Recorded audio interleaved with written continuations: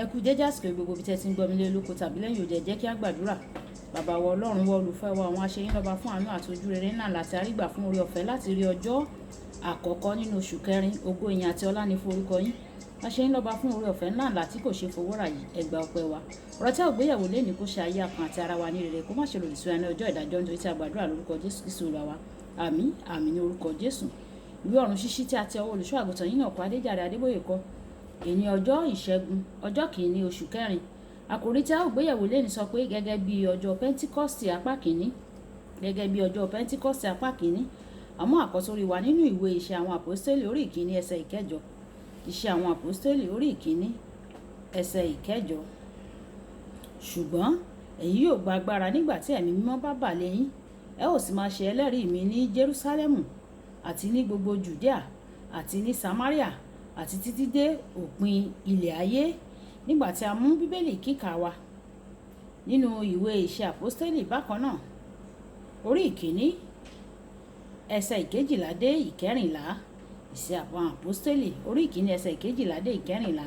Nígbà náà ni wọ́n padà ti orí òkè tí à ń pè ní Ólífì lọ sí Jerúsálẹ́mù tí ó súnmọ́ Jerúsálẹ́mù ní ìwọ̀n ìrìn ọjọ́ ìsinmi kan. Nígbà tí wọ́n sì wọlé wọ́n lọ sí yàrá òkè níbi tí Pétérù àti Jákọ́bù àti Jòhánù àti Áńdérù àti Fílípì àti Tómọ́sì Bátílómíò àti Mátíù Jákọ́bù ọmọ Alfeo àti Símónì Sélótè àti Júdà arákùnrin Jákọ́bù gbé wá. Gbogbo àwọn wọ̀nyí fi ọkàn kan dúró sí ibi àdúrà àti sí ẹ̀bẹ̀ pẹ̀lú àwọn obìnrin àti Màríà ìyá Jésù àti àwọn ọmọkùnrin rẹ̀ pẹ̀lú. Wáyé tẹ́tí bẹ̀lẹ̀ jẹ́ láti gbọ́n tí olùṣọ́ àgùntàn yín náà kọ Adéjàre Adébóyè ní fún wa ní èní ọjọ́ ìṣẹ́gun. Ìgbà àkọ́kọ́ tí ẹ̀mí mímọ́ yóò wá gbé inú ènìyàn ní ọjọ́ Pentikọ́sì. Nínú Iṣẹ́ àwọn Àpọ́stélì orí ìkejì ẹsẹ̀ ìkíní dé ìkejìlá. Jésù sọ fún àwọn ọmọ ẹ̀yìn rẹ̀ kí wọ́n dúró ní Jerúsálẹ́mù títí tí wọ́n ò fi gba ẹ̀mí mímọ́.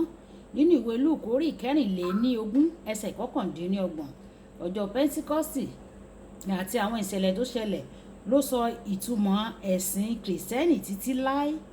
Ìbáṣe pé irú ọjọ́ náà tún wá sáyé nínú àwọn ìjọ wa káàkiri àgbáyé. Irú ìsọjí wo ni ìbá jẹ́? Ìṣẹ̀lẹ̀ tó jọ èyí ṣẹlẹ̀ ní Azusa, Amẹ́ríkà ní ọdún 1906. Títí di òní àwọn ènìyàn sì ń sọ̀rọ̀ nípa ìsọjí náà. Fún àwọn ọjọ́ mélòó kan sí màá máa ṣe àgbéyẹ̀wò ohun tó ṣẹlẹ̀ ní ọjọ́ Pentikọ́sì àti àtúbọ̀tán àwọn ìṣẹ̀lẹ̀ ọjọ́ náà. Ohun pàtàkì tí o gbọ́dọ̀ kíyèsí ni pé yàrá òkè ni àwọn ọmọ ẹ̀yìn wà o. Wọ́n yára kúrò láàrin àwọn ìyókù nínú ayé. Nígbà tí gbogbo ẹni tó yí wọn ká tí wọ́n jẹ ìgbádùn àjọ ìrékọjá wọ́n wà ní ìpele mìíràn. Wọ́n ń gbàdúrà, wọ́n ń gbààwẹ̀, wọ́n sì ń pòǹgbẹ títí lọ láti jinlẹ̀ sí i nínú Olúwa. Tí a bá fẹ́ ní irú ìrírí ọjọ́ náà padà, àwọn Kìrìsìtẹ́nì gbọ́dọ̀ kọ́ láti gbé ní yíyára wọn kúrò nínú ayé o. Ìwé Kọ́ríńtì kejì orí ìkẹfà ẹsẹ̀ ìkẹrìnlá. O kò gbọ́dọ̀ jẹ́ kí ìlépa ayé yìí múmú láyà rẹ bí àwọn yòókù láyé. Kí o wá máa retí kí ẹ̀mí mímọ́ bà lé ọ kí ó sì ṣàfihàn ara rẹ̀ nípasẹ̀ rẹ gẹ́gẹ́ bí ó ti ṣe ní ọjọ́ Pentikọ́sì. O kò lè retí àti gba agbára ẹ̀mí mímọ́ nígbà tí ojú rẹ bá wà lórí àwọn ohun ti ayé. Ohun tí o bá ń wò ni ìwọ yóò dì ní ìkẹyìn. Ìwé Kọ́ríńtì kejì orí ìkẹta ẹsẹ̀ ìkejìdínlógún. O kò lè fẹ́ràn ayé kí o tún sọ pé o fẹ́ràn Ọlọ́run o. Ìwé Jòhánù kìíní orí ìkejì ẹsẹ̀ ìkàndínlógún. O kò lè máa gbọ́ orin ayé síbẹ̀ kí o wá retí kí o kún fún ẹ̀mí mímọ́. Ohun tí ò ń gbọ́ ní ipa pàtàkì láti kó nínú ayé rẹ. Ìgbàgbọ́ máa ń wá nípa gbígbọ́ ọ̀rọ̀ Ọlọ́run. Ìwé Róòmù orí ìkẹwàá ẹsẹ̀ ìkẹtàdínlógún. Ní yàrá òkè àwọn tí kò jámọ́ nǹkan kò gba àfojúsùn àwọn ọmọ ẹ̀yìn ojú wọn. Èyí tó dúró fún àfojúsùn wọn jẹ́ ọkàn tí ó mú kí wọ́n kún fún ìmọ́lẹ̀ ìwé Mátù orí ìkẹfà ẹsẹ̀ ìkejìléníogún.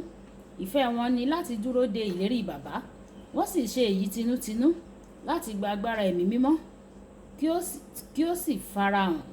O gbọ́dọ̀ wá Ọlọ́run tọkàntọkàn rẹ o. Kìkì àwọn tó wá Ọlọ́run pẹ̀lú gbogbo ọkàn wọn àti inú wọn ni yóò rí o. Ìwé Dìtàlórómì orí ìkẹrin ẹsẹ̀ ìkọkàndínlọ́gbọ̀n. Kìkì àwọn tó ya ara wọn sọ́tọ̀ kúrò nínú ẹ̀ṣẹ̀ àti ìdíwọ́ ni yóò gba agbára ẹ̀mí mímọ́ o. Gẹ́gẹ́ bí ọjọ́ Pẹ́ńtíkọ́sì olùfẹ́, Ọlọ́run fẹ́ kí o ya ara rẹ sọ́tọ̀ nítorí tirẹ̀ ni ó jẹ́ o. Ìwé Kọ́ríńtì kejì orí ìkẹfà ẹsẹ̀ ìkẹtàdínlógún. Ìwọ kì í sì ṣe ti ayé yìí o. Ìwé Jòhánù orí ìkáǹdógún ẹsẹ̀ ìkọkàndínlógún. Kókó ọ̀rọ̀ ìṣe: jọ̀wọ́ gbogbo ìdíwọ́ àti ohunkóhun tó lè dí ọ lọ́wọ́ láti má bàa kún fún ẹ̀mí mímọ́. Ẹja sọ pé bàbá mi, ǹjẹ́ a rí ohunkóhun nínú ayé mi tí kò ní gba ẹ̀mí mímọ́ láàyè? Olúwa jọ̀wọ́ bá mi mú kúrò. Fún mi ní oore ọ̀fẹ́ láti kún fún ẹ̀mí mímọ́ rẹ kí n lè máa gbé ní abẹ́ ìlànà àti ìtọ́ni rẹ. Olúwa yóò ràn wá lọ́wọ́ ní orúkọ Jésù. Olúbùkọ́lá Ayako ní orúkọ mi. Máa bá mi share, kẹ́ máa comment nípa kí àwọn ènìyàn kí wọ́n lè jẹ àǹfààní ọ̀run ṣíṣí Yorùbá. Òun àní nàá ní ó dàbọ̀.